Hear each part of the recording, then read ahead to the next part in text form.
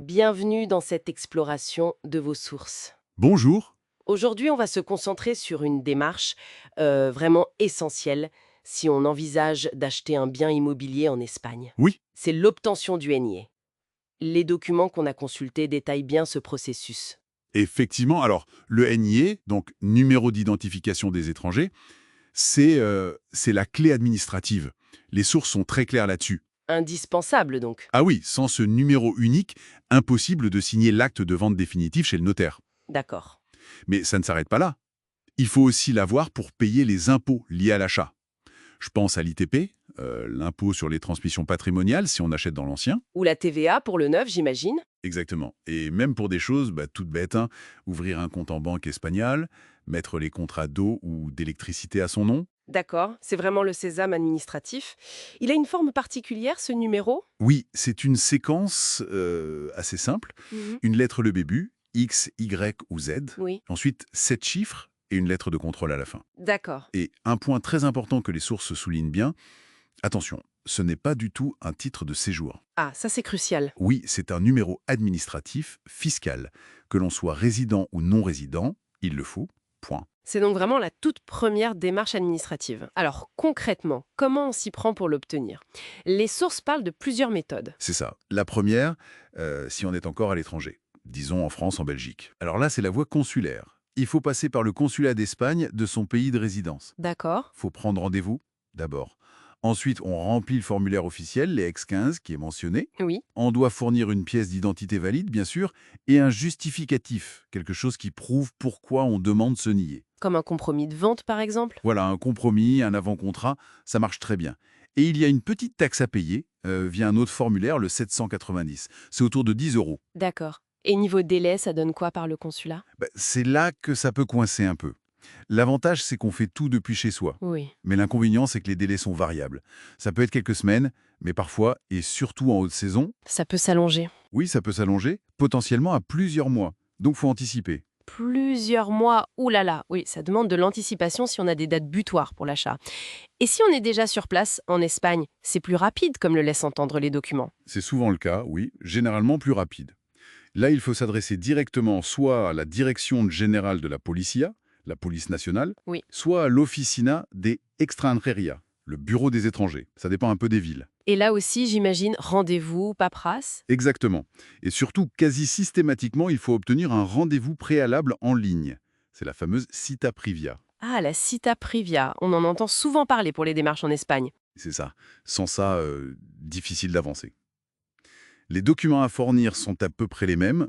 Formulaire EX15, pièce d'identité, le justificatif du projet et la preuve qu'on a payé la taxe, le formulaire 790-012 cette fois, mais c'est le même montant. Et si on arrive à avoir ce rendez-vous rapidement? Eh bien, le NIE peut être délivré en quelques jours seulement, parfois même dans certains bureaux le jour même du rendez-vous. Ah oui, quand même. C'est beaucoup plus rapide. Mais ça demande d'être sur place, évidemment. Oui, il faut être là et être un peu à l'aise avec les démarches administratives locales, la langue aussi potentiellement. Et cette cita previa, ce rendez-vous, c'est facile à obtenir ou c'est parfois un peu la galère? Les sources n'entrent pas trop dans ce détail, j'ai l'impression. C'est un peu point sensible, oui. L'expérience montre que ça peut varier énormément. Parfois c'est simple, quelques clics. D'autres fois, selon la région, la période, ça peut devenir un vrai casse-tête pour trouver un créneau. C'est un peu la loterie. D'accord, donc rapidité potentielle sur place, mais avec cet obstacle du rendez-vous. Et l'option consulat, plus tranquille, mais avec des délais incertains. C'est ça, Les sources mentionnent aussi une troisième voie. Pour ceux qui manquent de temps ou qui préfèrent ne pas s'en occuper eux-mêmes, la procuration via des avocats. exactement. C'est une option très utilisée. On signe une procuration, Anne Poder, comme on dit là-bas, devant notaire.